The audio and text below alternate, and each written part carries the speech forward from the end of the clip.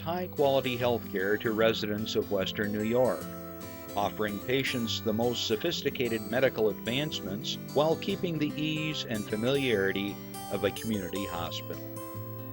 Support for Chautauqua Sunrise has been provided by WRFA 107.9 FM, Jamestown's public radio station, streaming online 24/7 at WRFALP.com. Low power to the people. Meter's Restaurant, a family tradition for over 50 years in downtown Ripley, is a proud supporter of Chautauqua Sunrise. Meter's provides all-day dining, banquet services, and custom catering, specializing in pie. Funding for Chautauqua Sunrise is provided in part by the County of Chautauqua Industrial Development Agency, with offices in Jamestown and Dunkirk, helping businesses to prosper throughout Chautauqua County. For more information on how the CCIDA can assist your business, visit choosechq.com.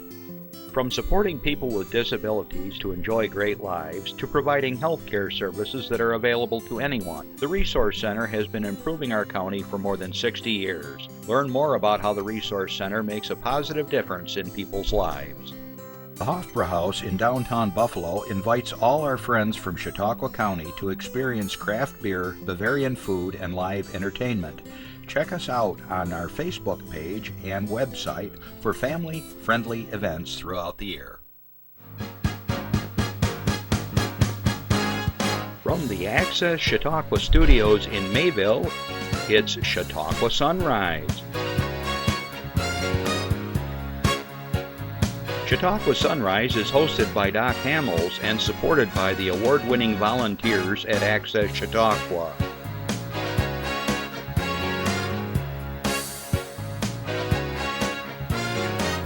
We are here to share local news, colorful interviews, and events of interest to everyone. Chautauqua Sunrise is broadcast live Saturday mornings each week from 9 to 10 a.m. Send events via email or call us live. Check us out on YouTube and Facebook.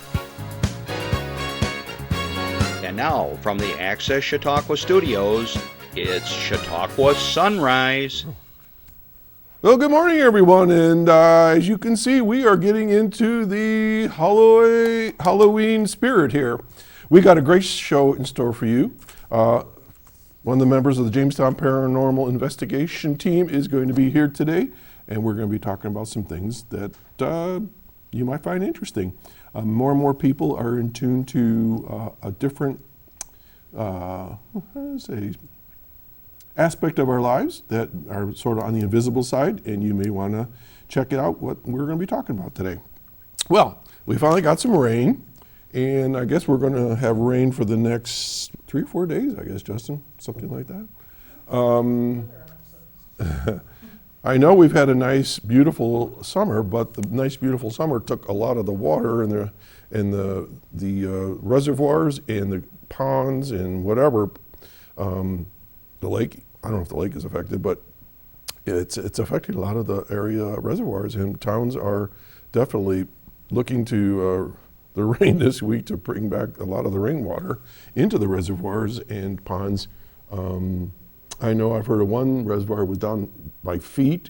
My pond is down by a couple of feet. I've looked at a lot of ponds. We've talked about this already this week, or this month, I mean, and the ponds are down like a foot or two. So I think I heard something like this, the first time we've had a drought since the 1800s, 1880s or something like this.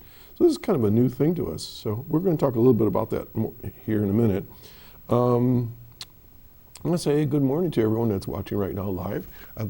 Spectrum 1301, and as well as on our streaming live as we go around the world. Good morning to anybody that's watching here in Chautauqua County. Good afternoon to all our viewers in Europe and Asia, Natalia and friends over in Ukraine. I guess your president was here talking with our president, and hopefully you find some resolution with the crisis there, and please be safe. James, if you're watching in Kenya, good morning, good afternoon. I want to say good afternoon to all my listeners on WRFA 107.9, low power to the people in Jamestown. You can hear us Tuesdays at 1 o'clock. If you're driving around, check it out. You'll be hearing us. And it's always kind of interesting to hear myself when I'm driving around say, ooh, I sound pretty good. So thanks a lot, guys, over there, and thanks for having us as always. We've had a nice long relationship. Okay. Throughout the show, you may have a question, you may have a comment, you may want us, I don't know, have an announcement for your club or organization, and we'll pop up the phone number. There it is, 716-753-5225. Remember, we're on the air live from 9 to 10, and after that, we're gone for the week. And if you have an announcement or something that is going to happen either next Saturday or later, email it to me at chautauquasunrise@gmail.com, or you can leave it on our answering machine and we'll get it on the air. Many times I get announcements and it's in the middle of the week and there's nothing we can do with it, but we're part of the press corps here in Chautauqua County, and they get it to the newspapers 2 weeks ahead. Jeff prefers 2 weeks ahead, so we can get those on the slides for you and things like that. So, all right. So what else we got here? All right. So my crew here also does a sideline. This is just a hobby for you guys, but they actually go to work from time to time. And is your dad involved next week? No. Just you. So Chris and Justin are going to be doing early elections. Did I say that? Early election? Early voting. Early voting is going to be taking place next Saturday, and then all Saturdays after that, or every day after that? From next Saturday. Next Saturday. Till the Second second Sunday. Sunday of November. The first. I'll get back to you.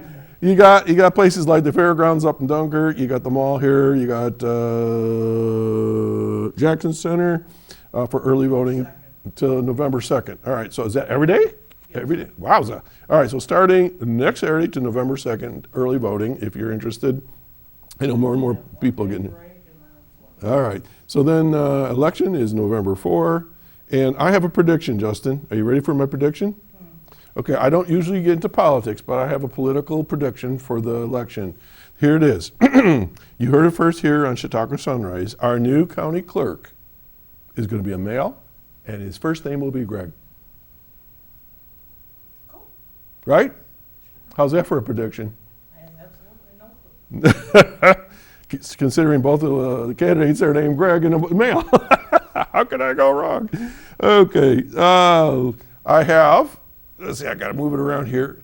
Oh, there it is. It's on that side. I can never get my right and left on TV. It's all backwards. It's my reminder that ladies and gentlemen, please be aware that this is Breast Cancer Awareness Month. And there we go. It's right there. We have that every year. We've had that ribbon for quite a long time. As a reminder, please get your annual mammograms. And please, gentlemen, if you have any thoughts or concerns that you may have a lump in your breast, get it checked out, because men can get breast cancer as well. Early intervention is the best policy, and many people have saved their own lives by getting it checked out. All right? Don't wait. Just don't wait. All right.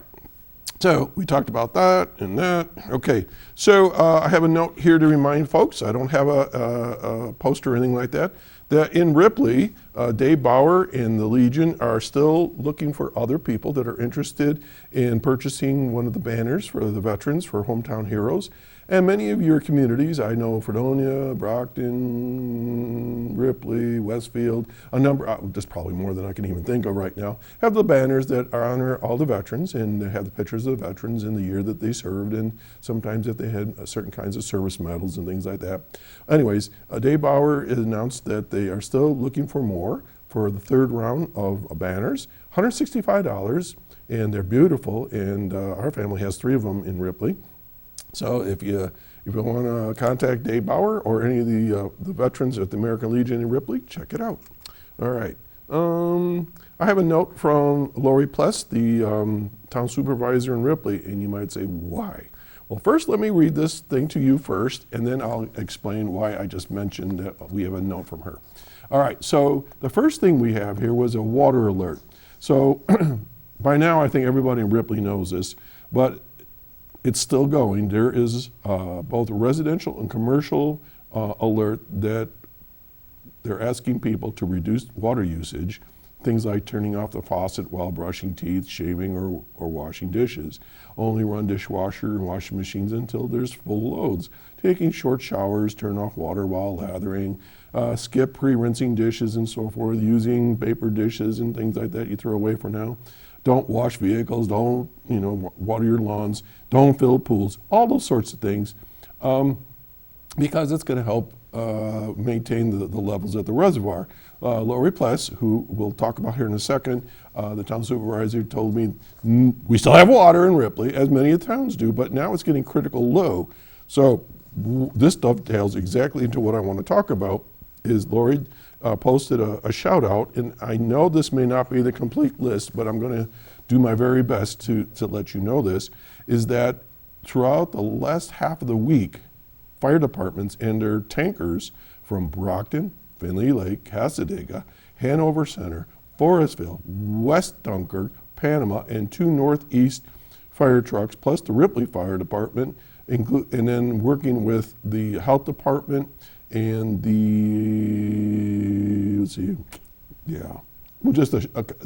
county offices that they work with, and of course our own Ripley crews, were hauling water all week. Hundreds of thousands of gallons of water out of Lake Erie into the reservoir. And I'm going to make a prediction that this is probably going to happen in a couple other towns and into Pennsylvania. I mentioned the drought. And so why am I mentioning this is because this really is where people come together in crisis, whether it's a tornado, a hurricane, or a drought, a fire, whatever it is. People are good. We still believe in each other and we still support each other. So this is a good thing. And also there were a number of donations by local businesses to provide bottled water and so forth for people to come over to the fire department to pick up water if they need water, or if their water usage is exceeding whatever they need. They're just trying to augment the use of water through bottled water and so forth. So good on all those folks that donated water to the community in Ripley. Also, moving along, I want to bring up the fact that I had the honor of being at the Women of Distinction Gala again this year. Now, I'll see if I can bring this up. Of course, now when I go to Facebook, it changes on me. So I don't want to just pull up any old list here, but I'm going to do my best to find them again. It was a wonderful night. There was 156 people at this event, and they honored 4 wonderful ladies. And let's see if I can bring it up. The honorees were, let's see, here we go. Judge Grace Hanlon. I had never been in the presence of Judge Hanlon, and she was very well received and was honored as a woman of distinction. One of my guests, Justin, Melissa Batamy, remember she had her own business with the grape industry. She was the small business owner of the year through the Small Business Development Center across New York, so Melissa was honored. Catherine Galbraith, who is a portrait artist from Ripley. She was honored. And then there was a young lady who spoke very, very well, Addison Lent from Westfield Academy Central Schools. And I'll tell you, when she spoke, everybody listened. And she's just a senior in high school. And she certainly has a great path ahead of her that she's going to be a leader. So Stephanie Stevens, well done, and Catherine Bronstein, the president of the Westfield YWCA, well done, well done. It was a great evening, and Barb and I were honored to be guests there.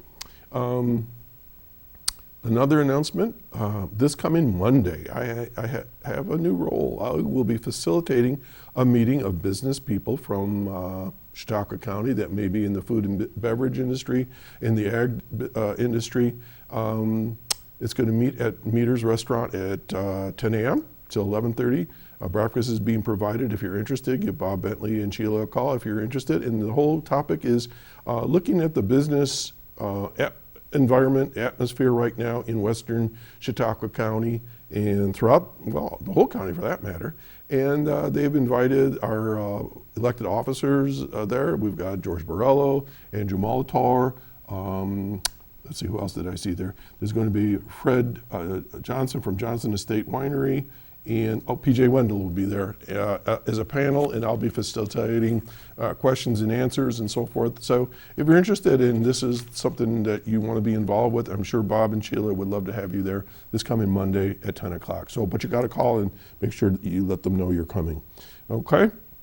Some other things here to talk about real quick. I'll get my guest on here soon. Okay, this one just came through. Let's go to slide 15, Jeff. My friend Carol Hay, one of my colleagues as superintendent, she's now got a new project she's working on called Community Helping Hands. We had Amy Roller here years ago when she was the executive director of that program. Now she's at the United Way. But this project is called the Christmas Room, and I think we talked about it way back then. It's at 31 Water Street in Jamestown. And they had their grand opening coming up. Oh, it's going to be this coming Saturday, October 25 from 10 a.m. to 3 p.m. And then they also have regular hours, Wednesday, Thursday, and Fridays, 3 p.m. to 7 p.m. It's a shop festive, finds Christmas trees, ornaments, lights, garland, and holiday decor. Spread the joy of the season while shopping local. They're going to have stockings, candles, baskets, brand new gifts, and so forth. Now, you might say, well, so what's the big deal here? The big deal is this, is that this program supports lots of folks that are down on their luck. And she did share one story with me, is that they had a gentleman walk in to the program. Remember, it's called Community Helping Hands. And he was just really looking for socks. You might say, what do you mean socks? Man had no other socks, and the socks he had were just destroyed. And they provide clothing and perhaps food or whatever. And we're going to have them on the air here pretty soon, so we're going to learn more about the program.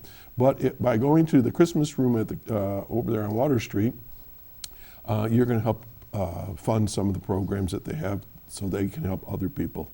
Okay? So times are tough for some people, so please check it out. All right, let's go on to slide 16. Knights of the Living at the Reg, Conjuring Last Rites. Woo! We're right into the spirit here, aren't we? This is at the Reglan A. Let's say $8 per admission. This is going to be on Wednesday, October 22. So that's what, a couple days from now? A few days from now. Let's see, what do we got? The Conjuring Last Rites delivers another thrilling chapter of the iconic Conjuring cinematic universe based on real events. Vera, oh boy, Farmiga and Patrick Wilson, that was easier, reunite for one last case as renowned real-life paranormal investigators Ed and Lorraine Warren in a powerful and spine-chilling addition to the global box office breaking franchise. It's 135 minutes long and it's rated R. There's a place actually called the Conjuring House, which is like a museum, and I know that Ed and Lorraine Warren, who were paranormal investigators who are now gone, they created this museum with all kinds of artifacts. So there's a lot of stuff going on in that world. And then, let's see, then we have something called the Vampire Circus. Saturday, October 25. They really are getting into the holiday spirit here. From 8 p.m. to 9:30 p.m. at the Reg. And it's heralded as a mix of circus, cabaret, and theater. The Vampire Circus is a mysterious, tantalizing, fun, dark, and cutting-edge production guaranteed to amaze the senses. Enjoy a phenomenal night of live entertainment based on the multidisciplinary skills of international performers showcasing theater, dance, and gymnastics. This amazing show pushes the physical boundaries of human performance and leaves audiences amazed, astounded, and astonished. Justin, you need to go to this. Maybe. Not too, well, it's going to be on October 25. It's a Saturday. Put it on your calendar. In the Vampire Circus, mortal spectators will experience horrific feats of circa, like Cirque du Soleil, acrobatics, comical audience interactions, contortionists, jugglers, acrobats, and clowns. Tantalizing sounds and mesmerizing illusions catapult audience into an emotional roller coaster of fear and joy. Woo! Laughter and wonder with raving cheers for a mad graveyard clown. I don't know what that means. It's all set in Bohemia during the 19th century. Count Dracula contemplates a plan for world domination when he decides to open a traveling circus with his gypsy bodyguards. The Vampire Circus is a perfect cover-up to travel unnoticed and begin his world reign of terror and turn all humans into an army of vampires for global dominance. Sounds cheery. Okay, now the price is a little pricey because this is not just a movie, but this is a live performance, and they're going to have some professional, obviously, performers. tickets are from $40.50 to $62.50. So if you're interested, 484-7070 sounds phenomenal, and I suspect this is very much like Cirque du Soleil out of Vegas. Again, 484-7070, and or you can go to the post office, the box office, any time between 12 and 5 p.m. on Monday, Wednesdays, and Fridays. So check it out. What's it called again? The Vampire. Hang on, I just lost it. Circus. Okay, now let's go on to the next one. Slide 17. A new report highlights challenges facing economic development. So I'm going to give you a little piece of this. A recently released report is reaffirming the position of local leaders that a number of outside factors are inhibiting economic development across New York, including Chautauqua County. So that's sort of like what we were talking about with the meters meeting. In September, the Public Policy Institute of New York State, an affiliate of the Business Council of New York State, along with the New York State Economic Development Council, released a report entitled Blueprint for New York, Creating a Roadmap for Change. Say that 10 times fast. The report was commissioned to explore what was driving New York to the bottom of every major business category and what needs to be done to stop what the authors are calling an economic freefall that is being documented day after day. All right, so this is being released, and if you're interested, you can contact PJ Wendell's office for more information. I think this is really important just to keep on top of things that are going on in Chautauqua County and get involved, you know. The other night at the Gala of Women of Distinction, somebody pointed out very clearly, show up, go to meetings, find out what's going on. Read the last line. What it was made clear to all of them as we traveled the state and spoke to business owners, leaders, and organizations is this: rather than being treated as a partner or lifted up by government, businesses feel dragged down by high costs and excessive regulations, according to Ryan Silva of the New York State organization. So this is called the Blueprint for New York, and you can find that out, I'm sure, from PJ Wendell's office. All right, got a couple more here. Let's go. There is no poster. All right, so today and the next, let's see, I'm stuttering here, October 18th, which is today, and the 31st, you're going to have the Dunkirk Historical Lighthouse and Veterans Park Museum grounds featuring the ghost hunts. Sound familiar? Dunkirk Lighthouse Investigative Ghost Hunts 2025 schedule presented by Village Haunts, a season-long collaboration with Dunkirk Lighthouse and the museum. They invite you to attend one or more of 7 investigations of the historic Dunkirk Lighthouse. Okay, and the event includes a lighthouse tour and a paranormal investigation. Do you believe? Okay, and so that's going on October 18th and 31st. And then we have a pet expo at the Northwest Arena on today, October 18th from 12 to 5 p.m. And then the Chautauqua County Humane Society is planning the biggest event in the history of Chautauqua County. It's a Chautauqua Pet Expo. That's today. Okay. And it's from 12 to 4. The $10 donation is asked. It's for children 10 and under are free. It's an experience that brings together people, their pets, and animal lovers in our community together for a fun-filled, pet-friendly environment. The Pet Expo offers a unique platform for pet owners to bond with their furry companions, try out new activities, and gain valuable insights from local pet experts, and most importantly, add to the family. Okay, so that's going on today, and it sounds like a lot of fun. There's going to be 50 vendors there and all sorts of things. So today at the Northwest Arena Pet Expo. And finally, let's pop that up.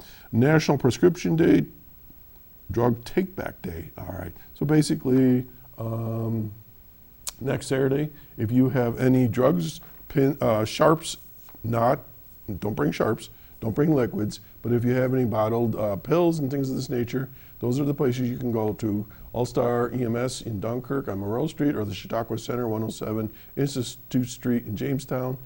You can drop off any unused drugs or pills and so forth from 10 a.m. to 2 p.m. on October 25, National Prescription Day Take Back.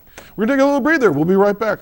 I'm telling you, you're gonna enjoy this next part better than the first part. Stay Is getting vaccinated on your to-do list? We can help you check it off, because we make getting vaccinated easy. You've got this because we've got you. To learn more, visit yougotthis.usaging.org. Here we go. All right, it was in the dark there for a second. Okay, I want to welcome to the show a member of the Jamestown Paranormal Investigations. It's Nate Kelwaski. Yeah. Got it right that time? Okay. And Nate, your crew's been here a couple times before, and it's always very interesting to talk about this topic of the paranormal and investigations, and I suppose some people will call it ghost hunting and so forth, but it's a whole lot more than that. I mentioned that there's going to be investigations at the Dunkirk Lighthouse. People are keenly interested in the paranormal and so forth. Right. So let's take our time, and because this is a big topic, and it's not like this has just happened in the last 5 years. I mean, this has been going on for centuries, where people are tuned into realms that we just always can't see. So, good morning and welcome. So, tell us a little bit about yourself, Nate, before we get started. So, where are you from and all that? All right. Well, good morning. Thank you for having me. Sure. Well, I'm from locally. I grew up here. Lived here all my life. And I guess. You went to Panama? Yes. Okay. And then, but you got kind of a cool job. Yeah, I am a traveling sales rep for a local company. We do cleaning supplies and chemicals, industrial cleaners. So how long have you been doing that? Oh, I've been there for only a couple of years, like 2 years. I've been there. So what got you involved with that?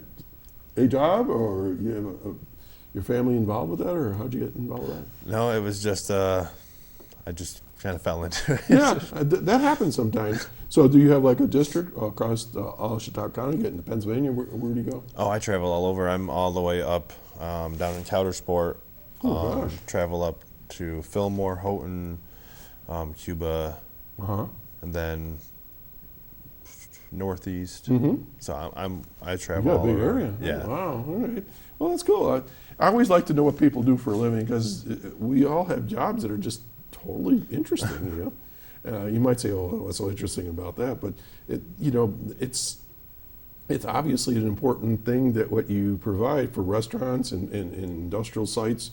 We use oils and things for keeping things lubricants and things like that. Yeah. So and with all I suspect I mentioned some of the regulations that New York State has, and the government, and rightly so, to protect us from people dumping things in our water and stuff like that. So.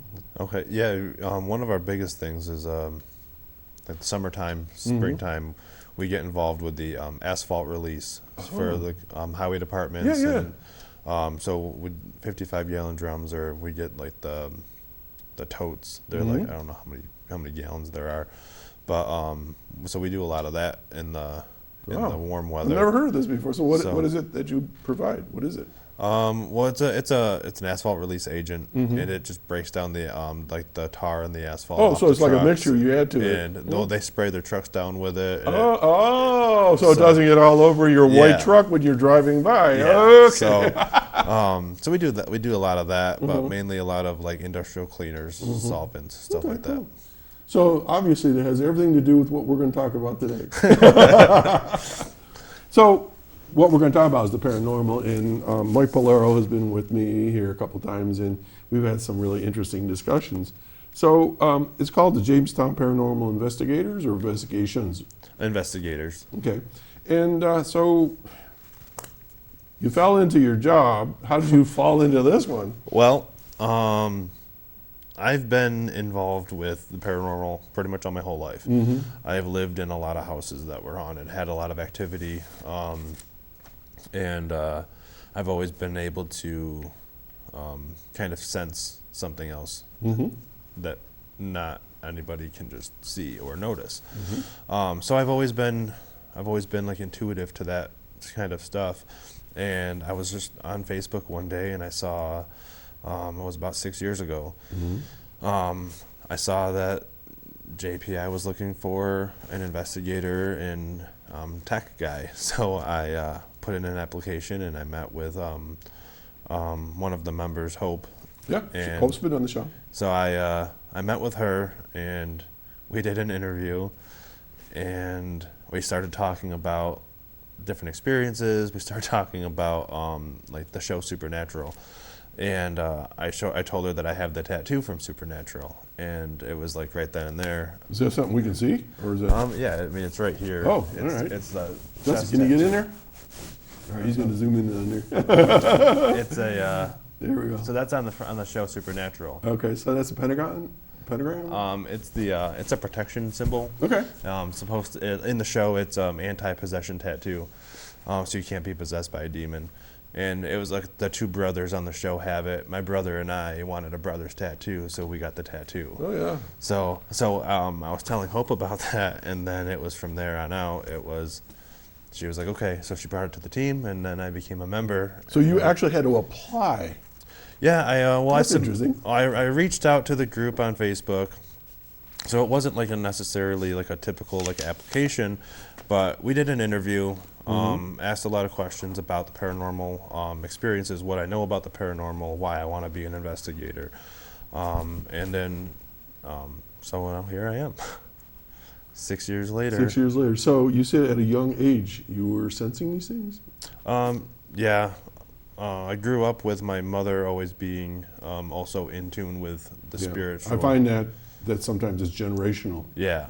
Okay. So, like I said, we lived in a lot of places that had activity. Like what? And for instance, we lived in a house where it used to be a funeral home. Oh, they'll do it. Yeah.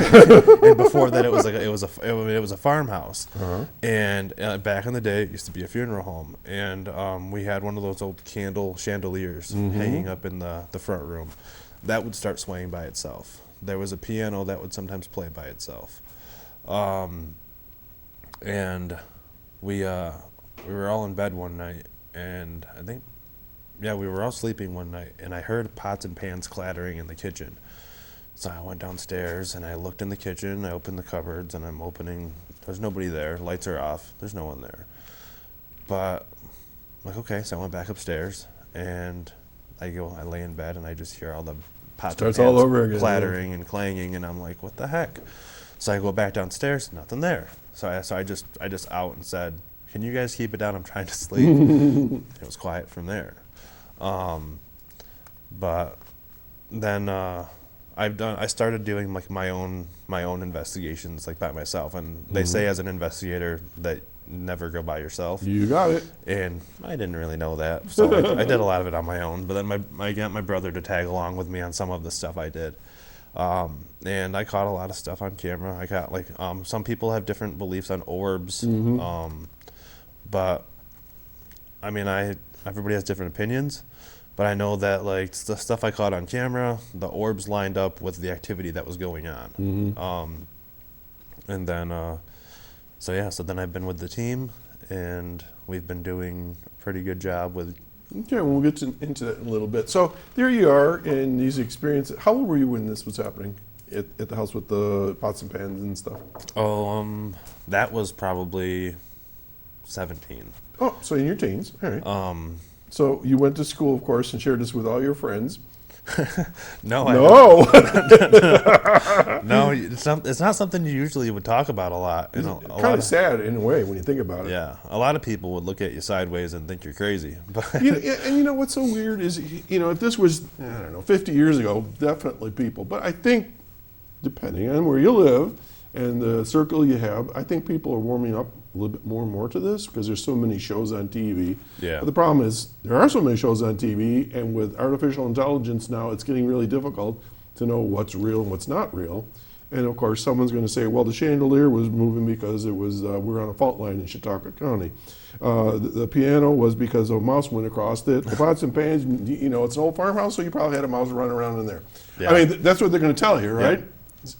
And then, but you know what you know. yeah, and that's the thing is a lot of people are skeptical. They have there's an explanation for everything. There's a reason why this is happening. This is all in your head. Like my wife, she's a skeptic. She doesn't believe in this stuff. Right.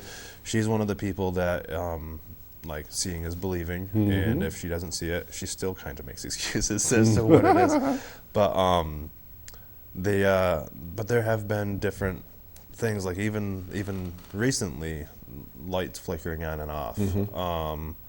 There's been like just some noises you hear in the middle of the night that you haven't heard before, and you think, okay, maybe the house is shifting, maybe something. But I mean, some people can make explanations to it, but And in some cases, there are answers. Yeah. In other cases, there are no answers. You know, Right. I mean, we can talk about UFOs, we can talk about whatever, but in some cases, there just is no answer that you can come up with that people will think, well, it's simple as this, because it's more complicated very often. right. So when you're in different, so you said more than one house you've lived in that's haunted? Yeah, we've had a few. There was one previously we lived in, and there was like a shadow figure. Nothing scary, but there was a shadow figure there that would always kind of follow you around down the hallways. That must have been a little unsettling. I mean, yeah, at first, and then you kind of got used to it. But we even had guests over that would also see the shadow figure. So, all right, let's dig a little deeper on some of these topics, because you've used different terms that I'm familiar with, but people may not be. So, shadow figure. I mean, is this like somebody you can see their face? I mean, a shadow to me sounds like it's just dark. Is it just dark? Usually, it's like a kind of like exactly what it sounds like a shadow, like it's a dark figure, or kind of like a mist, almost as if a lot of people will probably hear that and think I'm crazy, because they think, oh, it's probably just your shadow. Right. But not when it's right in front of you and you're watching it, like walking towards you. Okay, so it's some type of representation of somebody? It's a type, like an entity. Is it always the same entity? Not necessarily. So there could be more than one shadow person in the figure in a building? There could be. Okay. So in your situation, was it always the same, or was it? It was always the same in my situation. So do you know who or what it was? Because a lot of times I'm a historian, all right. So I dig into the past and look up what happened in that residence or whatever. So Yeah. was there anything there? Not that I was aware of, and I noticed that the figure it tended to be around my nephew a lot. My nephew was a handicapped. Oh. He had cerebral palsy, hydranencephaly, and he kind of the figure kind of hung out around him a lot. But then, I mean, the house was always really dark. So my opinion was that maybe it wasn't a shadow figure after all, but it was just really dark, and you couldn't really see the apparition of it, because I feel like it was somebing watching over him, somebody watching over him, and just kind of So like a guardian? keeping him safe, Yeah, like a watcher type yeah. thing? So Interesting. that was what I had thought. In my opinion, it was someone watching over him to keep him safe, to protect him. But So it sounds to me what you're saying is sometimes if people experience something paranormal, it may not be harmful or scary. absolutely, yeah. Not everything. A lot of people see the movies, they see the shows, Yeah. and you would speculate and think that it's going to be scary, or it's going to be something that's out to hurt you or scratch you or inflict harm, and they're not all like that. I mean, there are some, don't get me wrong, but a lot of them are. There's different types of hauntings. There's residual. There's intelligent, and we can get into that. The residual is like a spirit that lives its day to day, almost unaware that it's even a spirit. So you could be trying to communicate with the spirit, and you could be getting readings on your equipment, but getting no communication because it's not an intelligent and it can't communicate with you. So what you're saying is almost like a movie that's going on and you're watching it. They can't see you, you can't see it, but it's there. Yeah, and Sort of like that? and it's just reliving its days But as if where is that they are? I mean, is it like in a parallel universe type thing, or is it just like some stored memory or something like this? Well, a lot of it is stored in energy. So there's a lot of houses or establishments that you can go into, and some people can read energy and feel energy, and so some of it is just stored energy from then, still reliving and still going. I was on an investigation with JPI, and we were I could like feel somebody walking up and down the stairs past me, and every time it would pass, my meter would go off. I had my EMF meter. Okay. And when you say you could feel, what does that mean to you? There was like a chill on you can just feel like a chill on your arm, and it's almost like a little whoosh of wind, and there's nobody. I'm just sitting on the steps, and something's just going right by me, and it's like you could just feel like a temperature change almost, and then it comes back. So I'm taking a reading on it, and it's coming across on the So it's meters. kind of backing up your feeling. So, and then I try to communicate, but I get nowhere, so then I know it's most likely just residual, especially since it's just up and down the stairs. Okay. So that's the residual. So when you say intelligent, what's that all about? Intelligent hauntings would be with a spirit that is able to communicate with you. They are aware that they are passed on, and they have the ability to communicate. They may have a message for somebody or a reason why they're still here. And that's a lot of our goal, is to kind of figure out why and if they have a message for somebody. So they would have the ability to, and when I say talk with us, I mean like we have different types of equipment that we use for that. They don't just out and speak to us. Right, they're using some kind of a mechanical device somehow. So that would be an intelligent, being able to communicate. Okay, so residual, I get it. It's sort of like an energy, like it could be in this room right now. This right next to me, there could be something going on, and it could be somebody that went to school here or whatever. Right. Where an intelligent is like they are here in some form of energy that is intelligent, that through a mechanism can say hello or go away or my name is or whatever. So is that what the difference is? Yes, pretty much. Yes. Okay, so I get that. So why bother with these intelligent hauntings? Why would you do that? Well, a lot of it is to get answers for homeowners or business establishment people that reach out to us and say that they have experienced some activity. It's kind of unexplainable. Can we come in and see what's going on? So it's a lot of it's to get answers, and some of it's, I mean, it's also to debunk and say, don't worry. No, it's electrical fixture. It's something. It's this or it's this. So we don't always set out to find something, but we're also there to help the community and help people. And one, understanding what the paranormal is, and get the answers for them to let them know you do have some energy here, or it's just you need to fix an electrical problem. Well, that's good to know, and you say lights are flashing. Well, like you said, it could be just a house that still has the old fuses. Right. That's the fuse is starting to go or whatever, or whatever it is. Or, somebody's upstairs using, a hot iron or something. It's pulling the juice and it's flickering. So, yeah, well, that's interesting that you're not always going in and saying, well, find that ghost. It's like, let's see what's going on here. Yeah. And, of course, the word investigator, that's what you do. All right.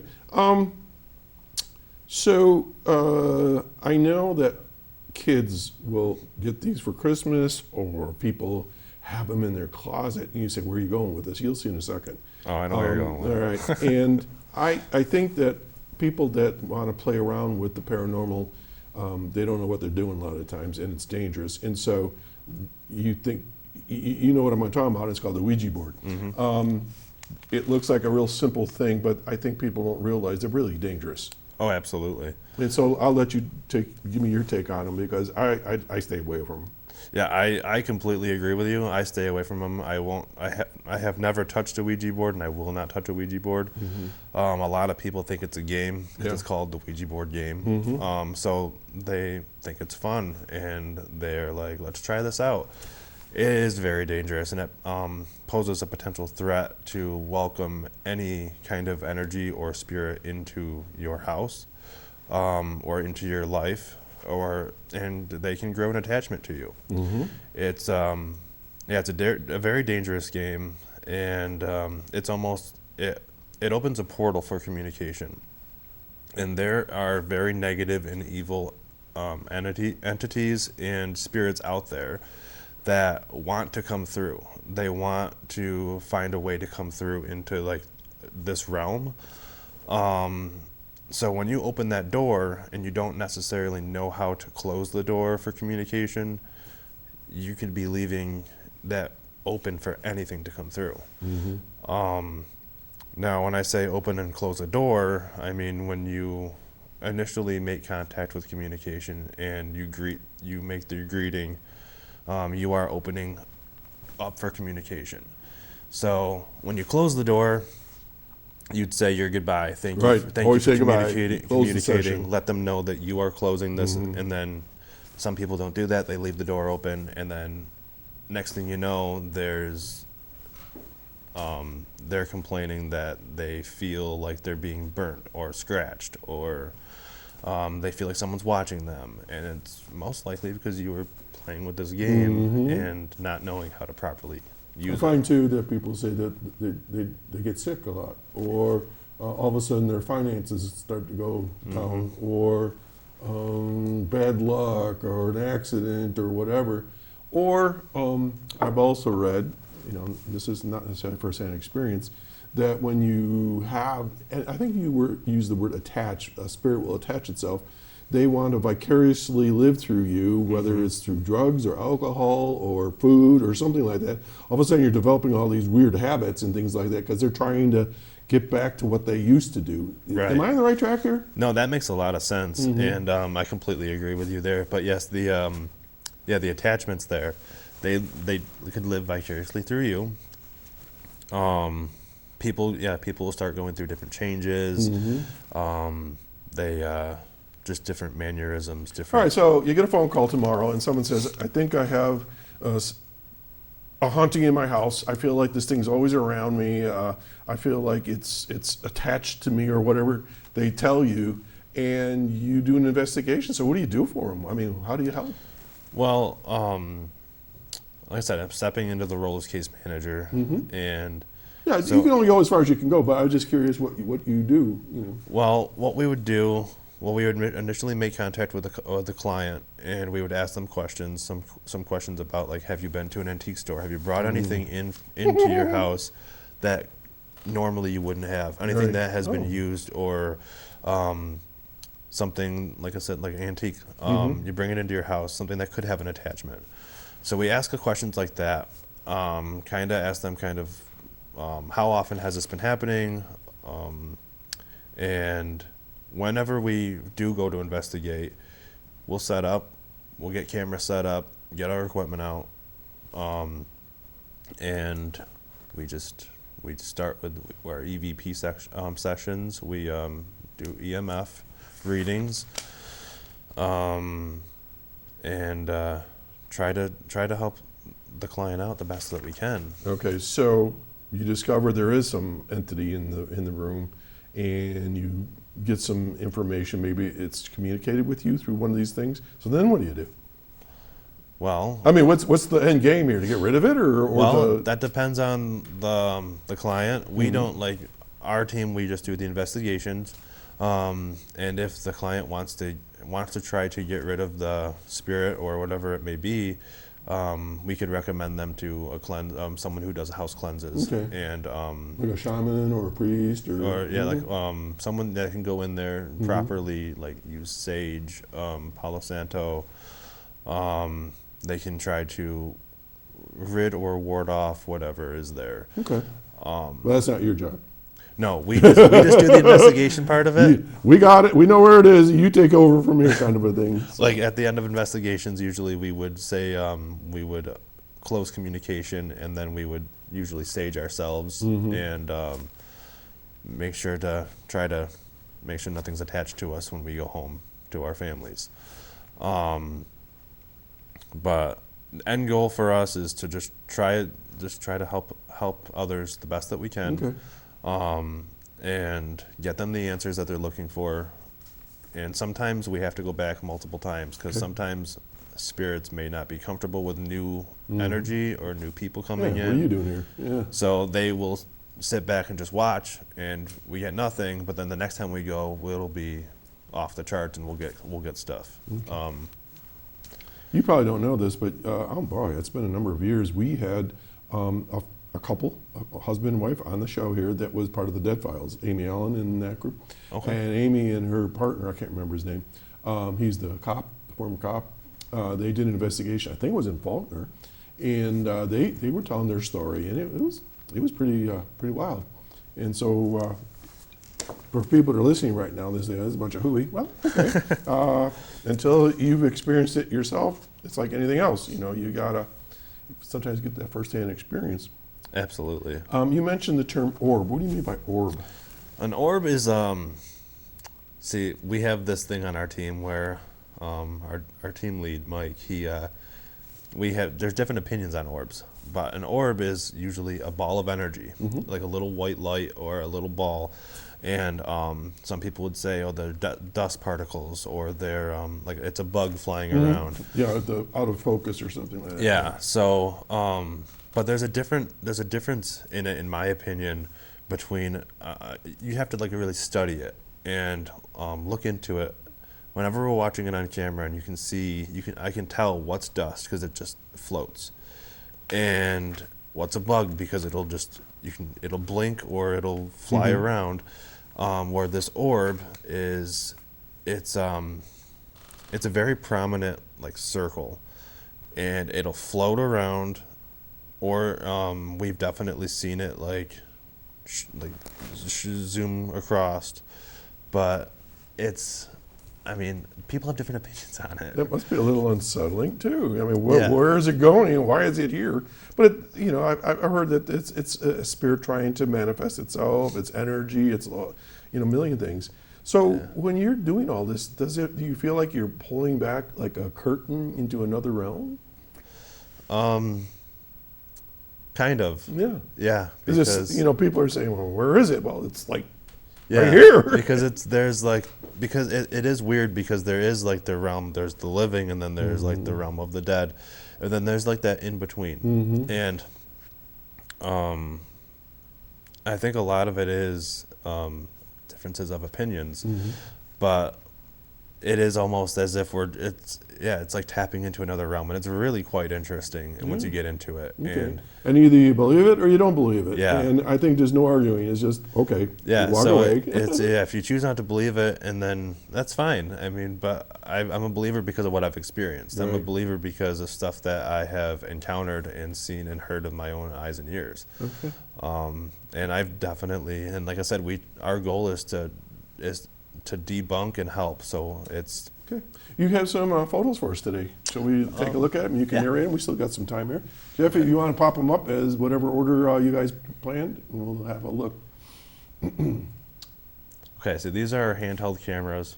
They're, nothing really special about them except we carry them around. We have our infrared lights on them, and microphone attachments that usually we put on them. Why is it always at night, by the way?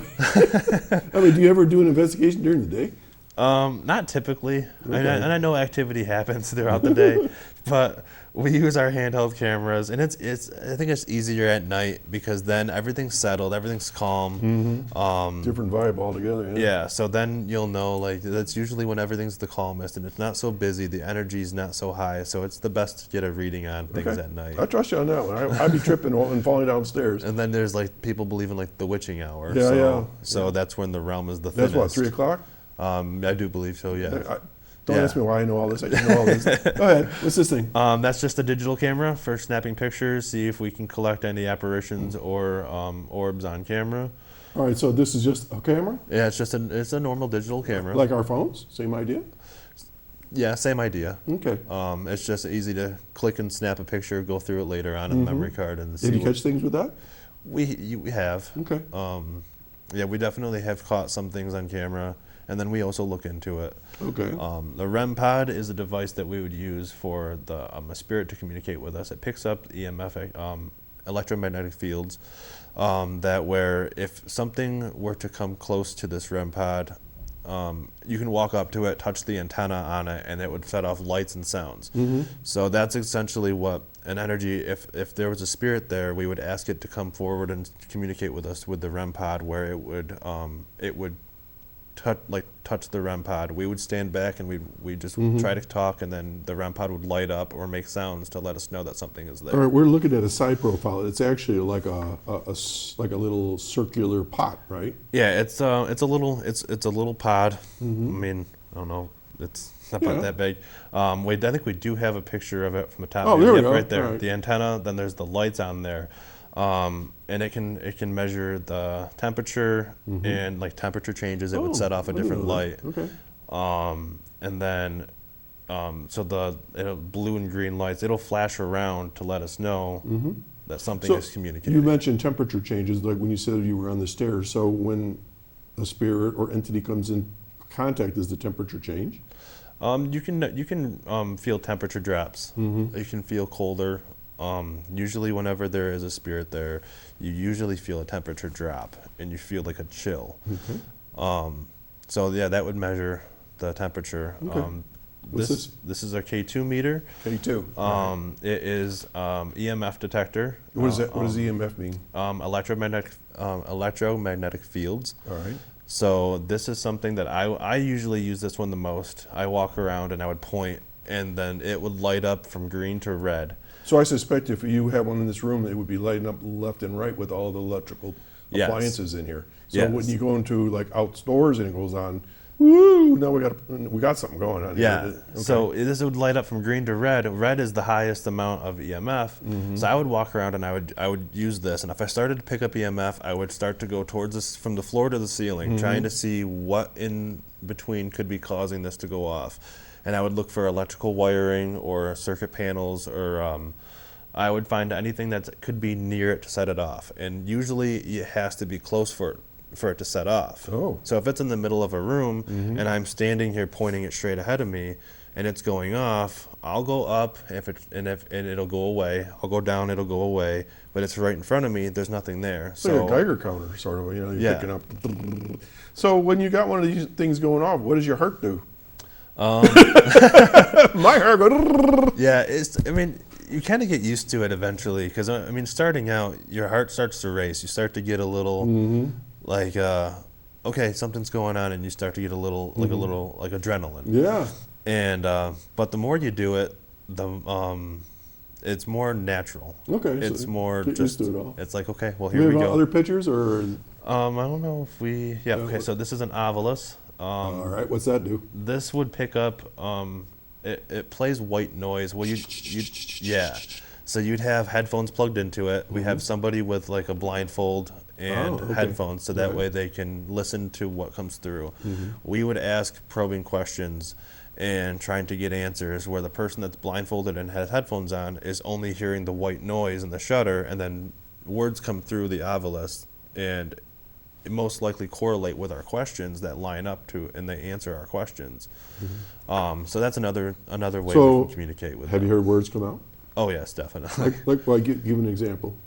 We've heard get out. We've heard I've heard my name, like. Oh, that's not a good thing. Yeah, it said my name, and it told me, and it said that it would want me to leave. But yeah, we've definitely heard communication with that, correlating with our questions. Okay, I've been told that my clock is a little bit off, so we're down to a couple of minutes. So I want to make sure, and we may have another picture, but before we do anything else, if people are watching right now and they say, well, I'd like to learn a little bit more, or maybe you guys could come over to my place or check it out, how would they get a hold of you guys? You can reach us at, we're on Facebook, Jamestown Paranormal Investigators, and we do have a website, jamestownparanormalinvestigators.com. Okay. You can message us on Facebook. Okay, and how much does it cost for people to do this? It doesn't cost anything. It's free. It's free. Right. We, like I said, our goal is to help. We wouldn't ask to So be. you're not going to laugh at them if they say their house is haunted or they're seeing things? Nope, we won't think you're crazy. Okay. But they could be. We won't think you're crazy. All right. But we will come in and do an investigation for you. All right, super. All right. Well, folks, you've been watching the show today. Nathan Kelwaski has been my guest from Jamestown Paranormal Investigators, and we have the show this time of year because we're all sort of in that mood. But this could be year round, right? And so check it out if this is of interest to you, and have a great weekend. And Nate, thanks for coming by, and we'll have to do this again sometime and bring the rest of the crew. Yeah, thank you very much. All right, tell Mike hi and everyone else, and hope that's watching, hopefully down in North Carolina, you say? Yeah. All right, so take care, everybody.